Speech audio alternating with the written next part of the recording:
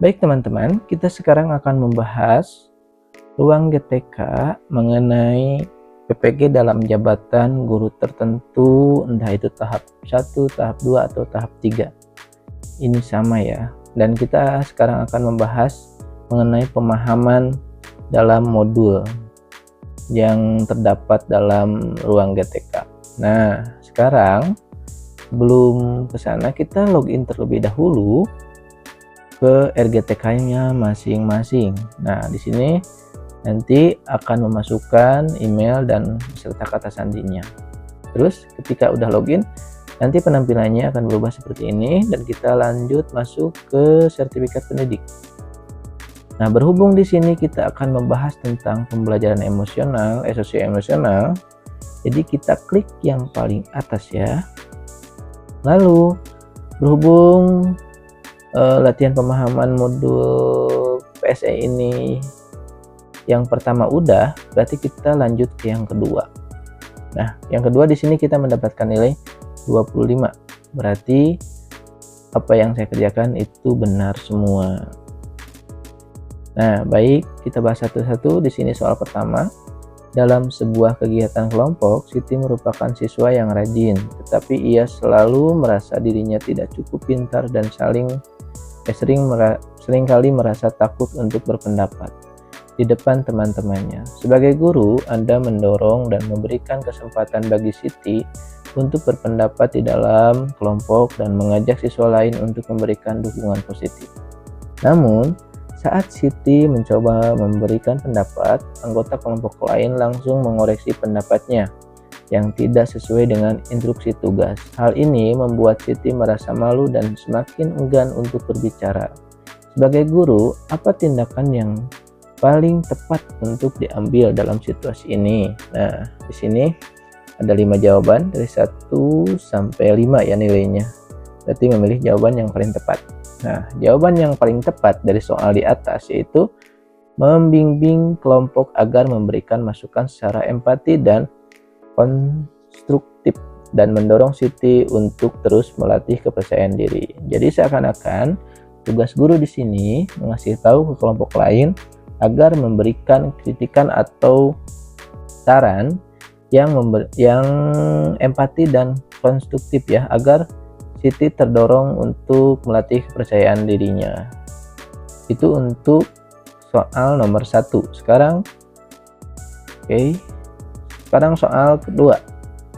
Nah, soal 2 yaitu Pak Budi adalah seorang guru SMP yang sedang melihat para siswanya berkumpul di area belakang gedung sekolah. Saat Pak Budi mendekat, ia pun mencium bau asap rokok dan mendapati bahwa mereka sedang merokok secara sembunyi-sembunyi. Pak Budi segera menegur dan melakukan intervensi atas tindakan mereka. Namun, salah satu siswa mengatakan bahwa sering melihat Pak Budi merokok di area sekolah dan membuat mereka mencontoh tindakan buruk tersebut. Situasi ini akhirnya membuat Pak Budi berpikir tentang perannya sebagai panutan dalam pendidikan karakter di sekolah. Jika Anda adalah Pak Budi, sikap yang mungkin Anda lakukan adalah, di sini jawaban yang paling benar dari soal di atas yaitu mengakui kesalahan Anda dan mengajak mereka untuk bersama-sama berkomitmen berhenti merokok. Nah, dari soal ini seakan-akan guru itu adalah panutan atau bisa dibilang digugu dan ditiru ya. Jadi apa yang dilakukan oleh guru itu akan dilihat dan ditiru di kemudian hari oleh siswa-siswi di sekolah kita yang sedang diajar. Jadi di sini seakan-akan kita harus berkomitmen terhadap apa yang kita lakukan. Jangan sampai apa yang kita lakukan itu berpengaruh terhadap siswa kita sendiri. Baik, lanjut ke soal nomor 3 yaitu Anda adalah guru kelas 3 SD. Minggu ini Anda ingin menerapkan pendekatan experimental learning dengan tema mengerjakan pekerjaan rumah. Tujuan pembelajaran Anda adalah agar siswa memahami pentingnya tanggung jawab terhadap tugas rumah dan meningkatkan keterampilan hidup mereka. Akan tetapi, salah satu siswa, Andi, memberikan pendapat bahwa ia enggan untuk melakukan pekerjaan rumah karena merasa pekerjaan tersebut bukan tanggung jawabnya. Andi juga menceritakan bahwa ia pernah ingin membantu memasak, namun ia ditegur oleh orang tuanya karena akan membuat dapur berantakan. Dan juga orang tuanya mengatakan jika Andi terlalu dini untuk memasak dan mengerjakan pekerjaan rumah. Mendengar pendapat Andi, tindakan apa yang Anda lakukan?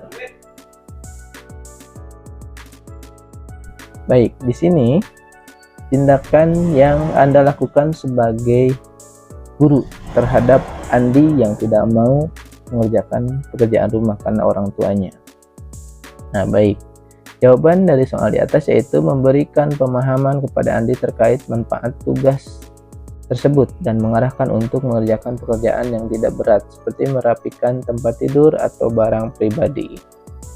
Jadi seakan-akan di sini kita sebagai guru harus memberikan pemahaman terhadap anak ketika orang tuanya melarang hal itu, tapi kita harus mengajarkan hal itu di rumah maupun di sekolah.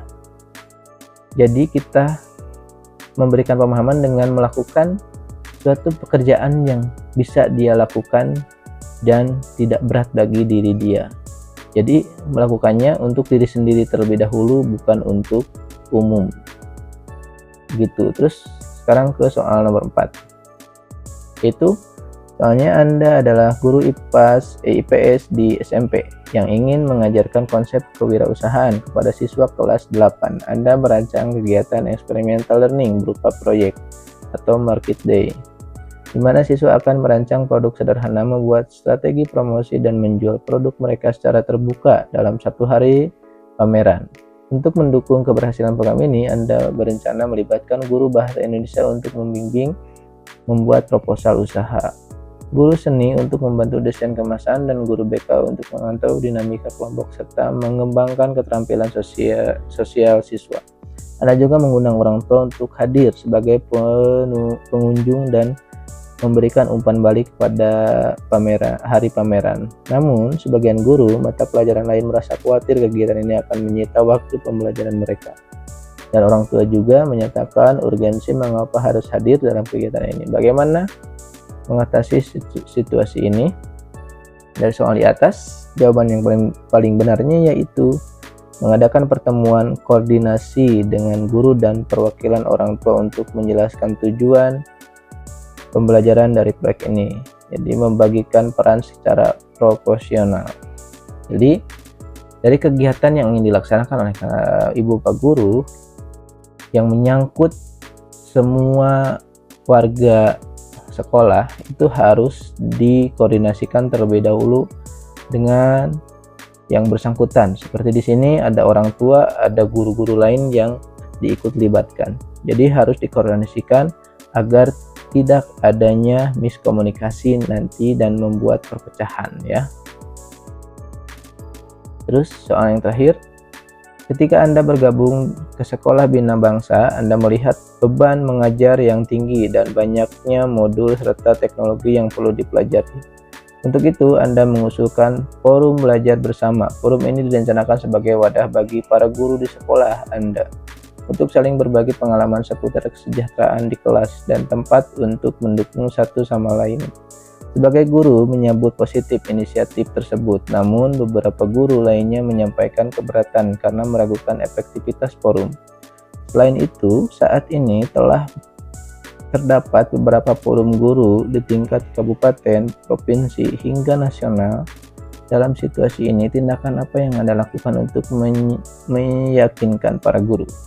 Baik, di sini ada 5 jawaban ya. Berarti kita harus memilih yang paling benar. Nah, untuk jawaban dari soal di atas yaitu menjelaskan manfaat forum tersebut dalam meningkatkan well-being guru secara persuasif. Jadi di sini seakan-akan kita harus menjelaskan forum guru ini tujuannya untuk apa dan manfaatnya nanti akan seperti apa ya. Mungkin itu pembahasan dari 5 soal dalam post-test PSE 2 ini. Jadi semoga membantu apa yang saya jelaskan dan semoga Ibu Bapak Guru dilancarkan dalam PPG-nya. Terima kasih. Wassalamualaikum warahmatullahi wabarakatuh.